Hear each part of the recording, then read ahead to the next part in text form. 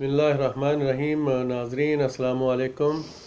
नाजरीन, आज दो तीन ख़ास मौजू हैं, जिनमें जो सबसे पहला मौजू है वो है ख्वाजा बरदरान के लिए जो सुप्रीम कोर्ट के जज साहिबान ने फ़ैसला दिया है, एक तफसीली फ़ैसला, और इंतहा से ज़्यादा वो हैरान कुन भी है और हकीकत पर मबनी भी बहुत सारी बातें हैं, जिसके लिए हमारे कुछ दोस्त और हम भी मिल के मुख्तलिफ़ औकात में निशानदेही करते रहे हैं, करते आ रहे हैं कि देखें, ये जो नैब का अदारा है, इसका जो पर्पज़ है वो पूरा नहीं हो रहा, बल्कि ये अदारा जो है इसने सबको लॉलीपॉप दिया हुआ है और सब के लिए ये एक मुसीबतों की जड़ जो है ना वो बन चुका है। करप्शन है, इसमें कोई शक वाली बात नहीं है। जिन लोगों ने मुल्क को लूटा है वो भी सामने हैं, लेकिन इत्तफाक ये है कि ये अदारा किसी को कोई सज़ा नहीं दे रहा। उसकी वजह क्या है? एक तो इनकी इनकॉम्पिटेंसी जो है वो सबसे ज़्यादा है। इसके अंदर लाखों के हिसाब से लोग तनख्वाहें ले रहे हैं, लेकिन उनके पास कोई ऐसी काबिलियत नहीं है कि वो किसी केस को आज तक साबित कर सके हों। ये जितने भी केसेस नैब बना रही है, 8-8, 9-9, 10-10 महीने जो है वो लोगों को जेल में रखती है, और उसके बाद जब इनके प्रोसिक्यूटर जाते हैं और इनके जो वकला हैं वो जब कोर्ट के सामने जाते हैं तो वहाँ जाके कहते हैं हमारे पास कोई सबूत नहीं है। तो सबसे पहले तो ये है कि हम सब लोगों के साथ ये बहुत बड़ी ज़्यादती हो रही है, ये पूरे मुल्क के साथ ज़्यादती हो रही है। मुल्क का बहुत सारा फंड जो है ये डिपार्टमेंट खा रही है, और इसने तमाशा बना दिया है पूरे मुल्क को, पूरे मुल्क की इकानमी को। अगर ये लोग कॉम्पिटेंट नहीं हैं तो ये किस लिए इस अदारे में बैठे हुए हैं? इस अदारे को बंद किया जाए, और जो आम अदालतें हैं उन्हीं अदालतों में चेक एंड बैलेंस रख के जो भी करप्शन करे उसको सज़ा दी जाए।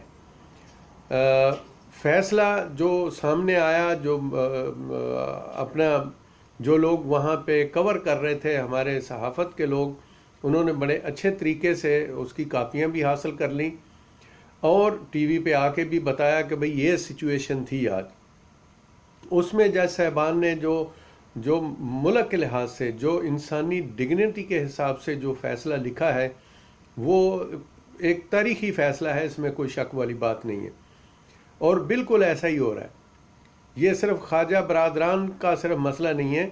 देखें ना, करप्शन तो ख्वाजा बरदरान के उस प्रोजेक्ट में भी हुई, लेकिन साबित तो कोई नहीं कर सका। जब इनके पास ऐसी कॉम्पिटेंसी है ही नहीं है कि ये किसी केस को साबित कर सकें, तो ये क्यों लोगों में जो है वो अनारकी फैला रहे हैं? वो क्यों पूरे पाकिस्तान को जलील किया जा रहा है? पूरे पाकिस्तान की आवाम का जो टैक्स का पैसा है वो ये हड़प कर रहे हैं। सबसे बड़े बदमाश तो यही हैं, यही डिपार्टमेंट सबसे बड़ी बदमाश है, और सबसे बड़ा इन्होंने तमाशा बनाया पूरे मुल्क को। हर चीज़ को इन्होंने बंद करके रख दिया। जो करप्शन जरदारी और शरीफों ने की है वो तो एक एक बच्चे को मालूम है, लेकिन बताया जाए कि क्या इन्होंने किसी को सज़ा दी है? रमज़ान शुगर मिल के जो वेस्टेज थे उनको दफन करने की बजाय जो कुछ इन्होंने किया, और वहाँ पे लोगों में बीमारियाँ फैली, और उस पे 500 सफ़े की जो थी एक इंक्वायरी थी, जो सैयद अख्तर नकवी साहब जो थे वो वहाँ पे उस वक़्त ज़िले के मुतसिब आला थे, उनकी क़ियादत में ये सब कुछ हुआ।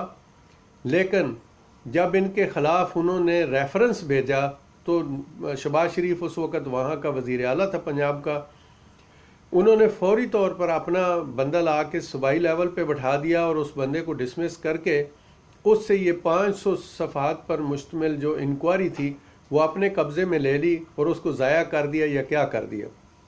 वो सूबाई लेवल पे जो बंदा लेके आए थे, पिछले दिनों उसकी डेथ हो गई, लेकिन देखें वो उसका हिसाब था तो अल्लाह के यहाँ शुरू हो गया।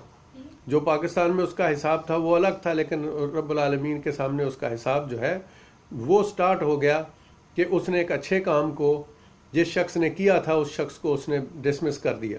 और वो सैयद अख्तर हुसैन नकवी साहब जो हैं वो अभी तक जो है वो ऐसे ही बैठे हुए हैं, किसी ने भी उनसे नहीं पूछा कि आपके साथ ये ज्यादती कैसे हुई। एक बात। दूसरे नंबर पर नैब की चालाकियाँ और नैब की होशियारियाँ देखें और काबिलियत देखें नैब की कि उस केस को बरी कर दिया गया। यानी वो जिस पे इतना बड़ा वो केस था उस वो रेफरेंस में वो शहबाज शरीफ को बरी कर दिया गया। जब आते हैं लोग, शहजाद अकबर साहब हैं या दूसरे, वो इतना कुछ जो जीआईटी बनती है वो सामने लेके आती है, लेकिन सबसे बड़ी मुसीबत यह है देते किसको हैं? देते हैं जाके नैब को। नैब क्या करती है? नैब अपने खाते मुकम्मल करती है और उसके बाद जो है वो लोगों के खिलाफ कोई सबूत नहीं होता। एस्टेब्लिशमेंट जो डिपार्टमेंट है हमारी, जिसको एंटी करप्शन कहते हैं, उनका भी यही हाल है।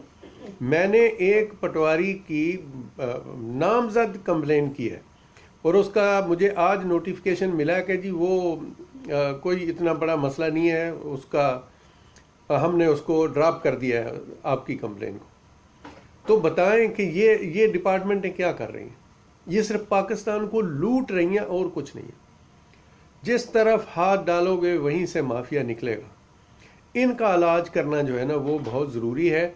जो 3 डिपार्टमेंटों की जिम्मेदारी है, उसमें जुडिशरी, उसमें हुकूमत, उसमें जो हमारी एस्टेब्लिशमेंट है, जो हमारे एजेंसी के अदारे हैं, इन सब की जो है ये सूरत हाल है जो इनको करनी चाहिए। लेकिन कोई भी अदारा इन लोगों को पूछने के लिए तैयार नहीं है। ये सबसे बड़ी एक बदकिस्मती लगा लें जो हमारे साथ इस वक्त हो रही है इस पाकिस्तान के अंदर। उसके साथ साथ जो एक दूसरा मसला चल रहा है वो चल रहा है दोहरी शहरियत का। चले, दोहरी शहरियत जो है, शहरियत वो एक अलग चीज़ है, लेकिन यहाँ पे तो बहुत सारे ऐसे दोहरे मियार हैं जिन पे इंसान बात करने पे आएगा तो वो परेशान हो जाएगा।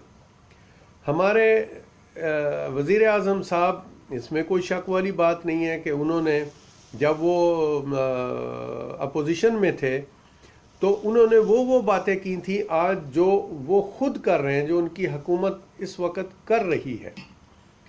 ये जो चीज़ें हैं ये उस वक्त इमरान खान साहब कहते थे कि ये बहुत ही गलत है कि कोई दोहरी शहरियत वाला बंदा जो है वो पाकिस्तान की किसी भी की पोस्ट पे बैठे या वो कोई मावन का किरदार अदा करे। अब देखें, फिर जब इंसान बात करता है वो बात पर जब अपने पे आती है तो फिर वहाँ पे सवाल तो लोग करेंगे ना। अब वही सवाल जो है वो लोगों ने उसी हिसाब से किए हैं। जो खान साहब कहते थे कि ये गलत है, आज वो सारा गलत जो है ना वो खुद कर रहे हैं, जो कि इनको नहीं करना चाहिए। वो सोचना चाहिए कि मैं जब अपोजिशन में था तो क्या कहता था। आज की जो अपोजिशन है उसको हम देख रहे हैं कि एक अपोजिशन के पास कोई ऐसी करारदाद नहीं है जो आज तक 2 साल में उन्होंने हुकूमत के सामने पेश की हो जिसमें मुल्क और कौम का कोई फ़ायदा होता हो। तो ये सब झूठ, सब फ्रॉड, सब लोग झूठ बोल रहे होते हैं, टीवी पे आते हैं झूठ बोलते हैं, और अगर वो असेंबली में जाते हैं तब झूठ बोलते हैं। यानी ऐसी ऐसी गालियां असेंबली में बैठ के देते हैं जो एक हल चलाने वाला जो जिम्मेदार है ना वो भी ऐसी गाली ना दे। जिस किस्म की अल्जाम तराशियां तो दूर की बात है, गाली गलौच होती है वहाँ पे। ये पता नहीं क्या बदकिस्मती है हमारी कि 22 करोड़ अवाम ऐसे बेवकूफ़ों को इस असेंबली में भेज रही है जिनको ज़रा भी इस चीज़ का एहसास नहीं है कि मुल्क के साथ क्या हो रहा है और मुल्क के साथ क्या करना चाहिए हमें। अभी मुसीबत सबसे बड़ी ये है कि कुतुब जो है ना वो अपने आप को, उनको चोर बनाया जा रहा है और जो चोर है वो अपने आप को कुतुब साबित कर रहे हैं पूरी दुनिया के सामने। और सब कह रहे हैं जी करप्शन तो हुई नहीं है। भाई करप्शन नहीं हुई तो पैसा कहाँ से आ गया? कौन से आपके पास ऐसे ख़जाने थे जो पाकिस्तान की हुकूमत में लोग आए जो उस वक़्त एक हथौड़ा मार के अपने काम करते थे। छोटी सी उनकी स्क्रैप की दुकान होती थी, जो आज बिलियार के मालिक बन गए, वो कहाँ से बन गए? ये एक सबसे बड़ा जुल्म है। लेकिन जो अदारा इस चीज़ को डील कर रहा है, वही अदारा जो है वही सबसे बड़ा बेईमान है, और वही अदारा जो है वो दूसरे लोगों को जो है इस किस्म के जो करप्ट लोग हैं उनको चिटें दे रहा है। अब देखें ना, आज जो सुप्रीम कोर्ट का फैसला आया है, सुप्रीम कोर्ट ने कोई चीज़ पीछे नहीं छोड़ी। और एक बात जो उन्होंने की है कि जो हम चाहते थे वो नज़र नहीं आ रहा, और हकीकत ऐसे ही, तो क्यों ना इस अदारे को बंद कर दिया जाए। उसके अलावा कई दफ़ा मैं अपनी वीडियोस में कह चुका हूं कि हुकूमतें अल्लाह की हैं, मुल्क अल्लाह सुब्हान ताला का है, और वही लोगों को इख्तियार देता है, वही हुकूमतें देता है, आजमाता है हर शख्स को। जो भी सीने पे हाथ मार के कहता है कि मैं ये इंसाफ कर सकूंगा, मैं अल्लाह की किताब और सुन्नत रसूल के मुताबिक चलूंगा आगे, अल्लाह उसको मौका देता है।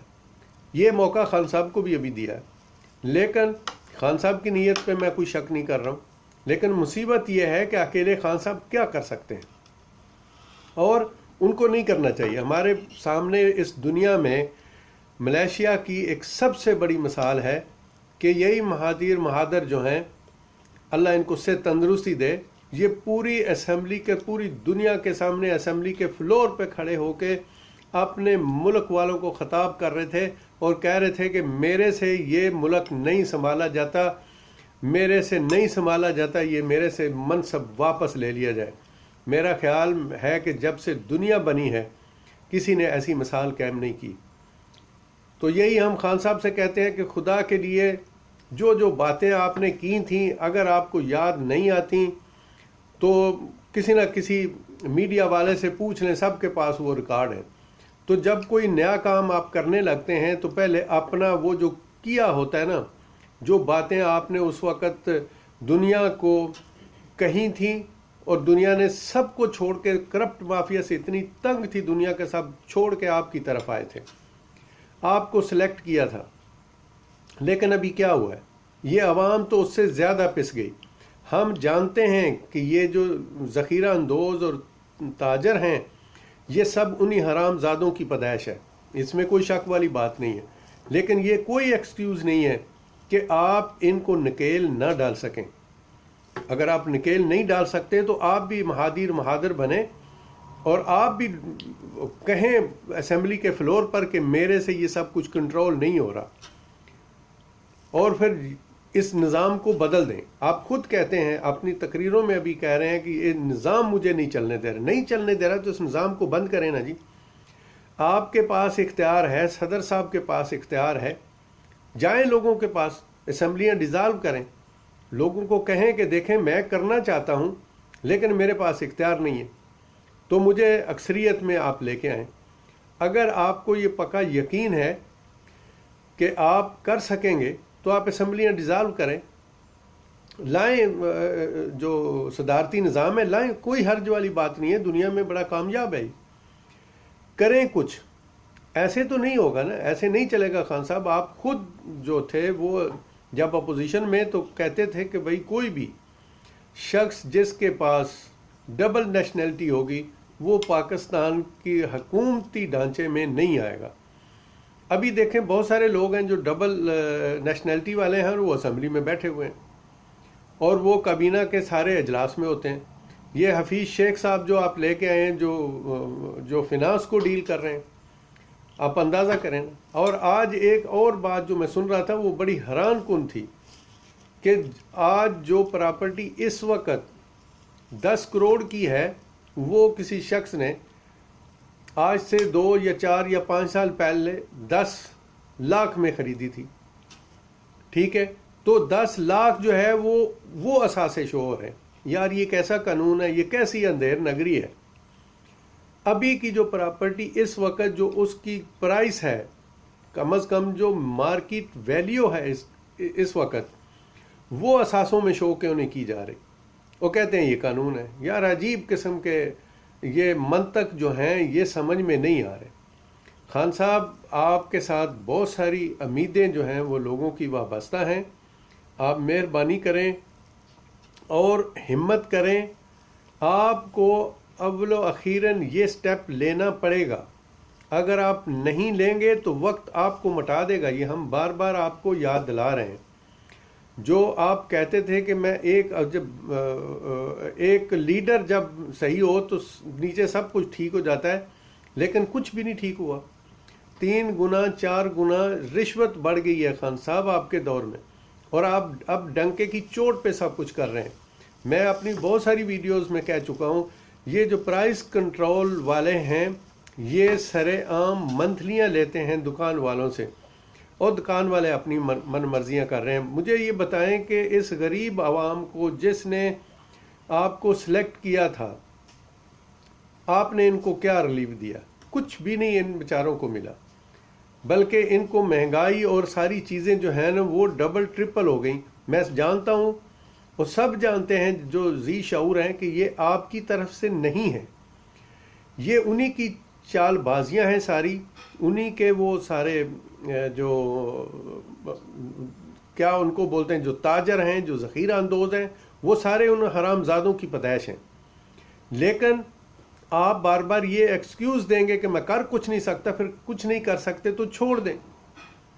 अगर कुछ नहीं कर सकते तो एक हकीकत है दुनिया की, अगर मैं एक काम नहीं कर सकता हूँ तो मेरा हक नहीं बनता कि मैं उसकी जो है ना वो डंडोरा पीटूं कि मैं कर लूँगा। वो कहते हैं ना कि अगर आप दस्तरखान पे बैठे हैं, वो खाना